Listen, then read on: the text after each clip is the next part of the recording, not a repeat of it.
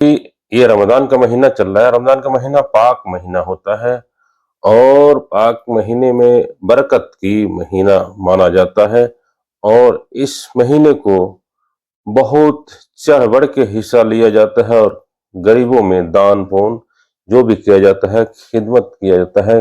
अपने से छोटे लोगों को, जैसे कि जितने जिसके पास जितना दौलत हो और जिसका जितना हिम्मत हो, अपना इसमें जो है ना लोगों को सेवा में, लोगों को खिदमत में लगा देता है।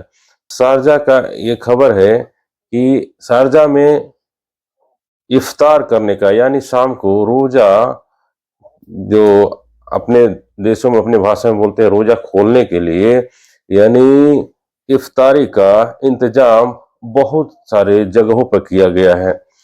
तो इसमें देखेंगे तो 380 जगह पर इफ्तार का स्थल बनाया गया है टेंट गिराकर।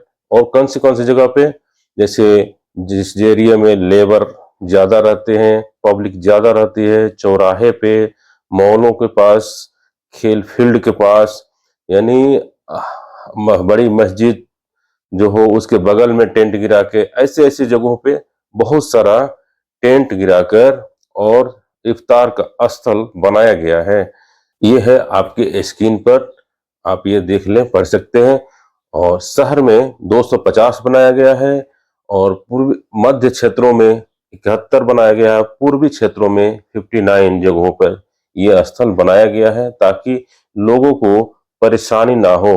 किसी रास्ते से गुजरे तो कहीं ना कहीं उनको मिल जाए, यानी उनको इफ्तार करने का कोई दिक्कत ना हो।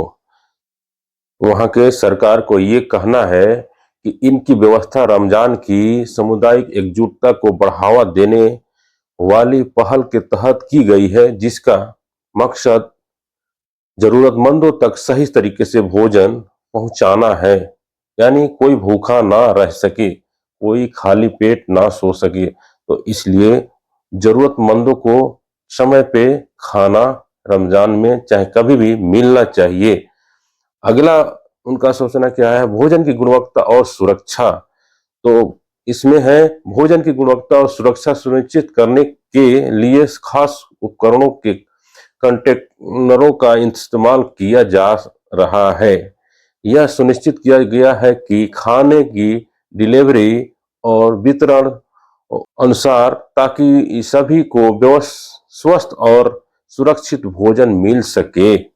यानी जो भी खाना है वो कंटेनर के माध्यम से सब पैकिंग हुआ है कि उसमें कोई अगुणता, यानी कोई बाहर से किसी तरह का कोई नुकसान करने वाला पदार्थ उसमें ना आ सके।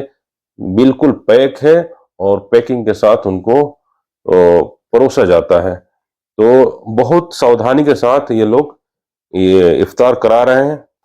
आप अपने स्क्रीन पर देखिए, इस्लामिक मामलों का यह विभाग रमजान के दौरान कई पहल और कार्यक्रमों का आयोजन करता है, जिनका मकसद समाज में दान और सहयोग की भावना को मजबूत करना है। यह पहल इमारत में सामाजिक एकजुटता एकजुटता को दर्शाती है और रमजान के महीने में खुशी और प्रेम का माहौल बनाने में मदद करती है। यानी किसी को समय पे खाना खिलाना, और ये देखिए जगह जगह टेंट गिरा है, इससे क्या है, प्यार मोहब्बत अब उसमें बढ़ता है और लोग क्या कि कितने तारीफ करेंगे और दुनिया भी सीखेगी इनसे कि हाँ दुबई में क्या हो रहा है वो हमें आगे भी करना चाहिए, दूसरे के साथ भी करना चाहिए। हम पैसा रख के क्या करेंगे, इतना एक दूसरे के काम ना आए तो क्या करेंगे। दूसरी खबर आपके स्क्रीन पर, यूएई में यानी दुबई में रमजान के समय शराब पीना और लेके चलना और नशे में धूत होकर रोड पे घूमना सख्त मना है। इस पर बहुत बड़ी पेनल्टी है, आपके ऊपर फाइन लग सकता है, आपको गिरफ्तार किया जा सकता है और आपको जेल में डाला जा सकता है। और उसके बाद चाहे तो कानूनी कार्रवाई के अनुसार, कानूनी रूल के अनुसार आपके ऊपर बहुत बड़ी जुर्माना लग सकता है। तो आप ऐसा काम ना करें। दुबई में रहने वाले जो भी हैं तो ऐसा शराब पी के घूमे ना। जैसे कि सबको मालूम है कि पहले का कानून थोड़ा वहां का छूट है कि लोग पी के घूमने लगता है, तो रमजान के महीने के लिए वो छूट नहीं है। तो प्लीज रमजान के महीने में आप केयरफुल रहें और पीकर और नशे में होकर घूमे ना। आप जो भी करना है आप कमरे के अंदर रहें और कमरे के अंदर आप सेफ रहें। चलिए इसके बारे में हम बता देते हैं, परिणाम इसका क्या है।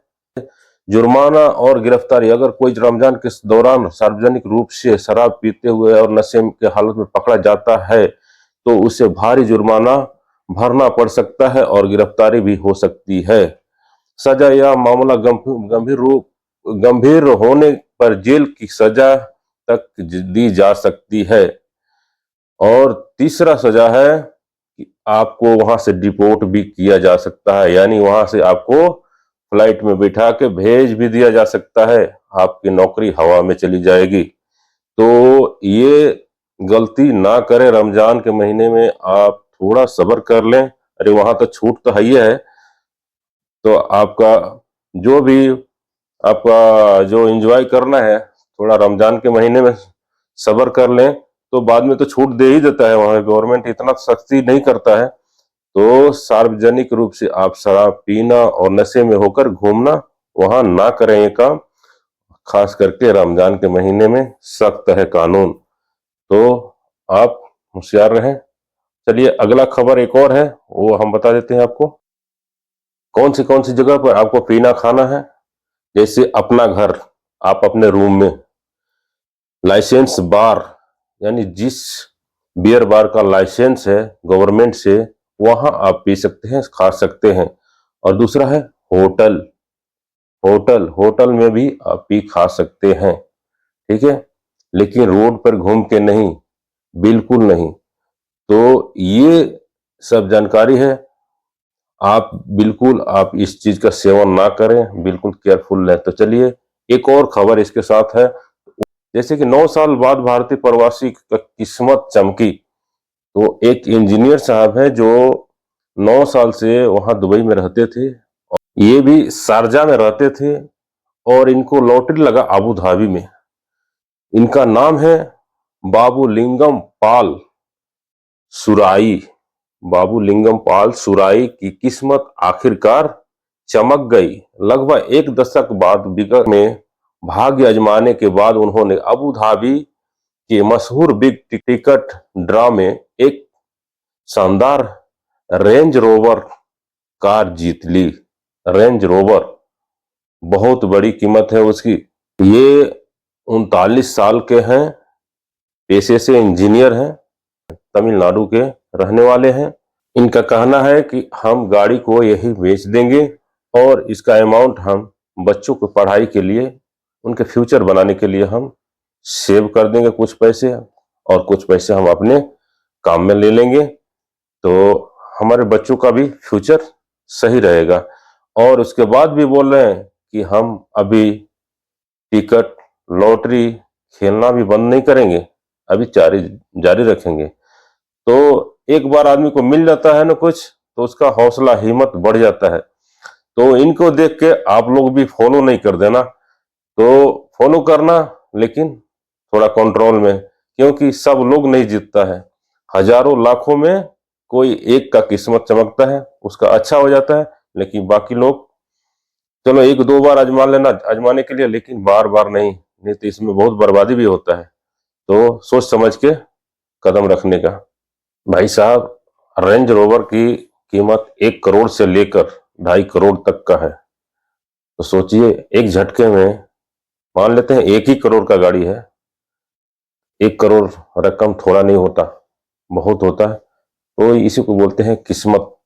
तो किस्मत चमक गया, भाई का पूरा किस्मत बन गया, पूरा परिवार का, उनका आने का 2 पीढ़ी का भी बन गया। क्यों कि नॉर्मल फैमिली के लिए 1 करोड़ रुपया मिल जाना बहुत बड़ी बात होता है। तो ऐसा सोच के, ऐसा नहीं कि जुआ खेलना ऐसे ही शुरू कर दे, ऐसा नहीं करिए, सोच समझ के ही कदम रखिए, ठीक है। तो चलिए फिर मिलते हैं किसी नेक्स्ट वीडियो में, तब तक के लिए थैंक यू।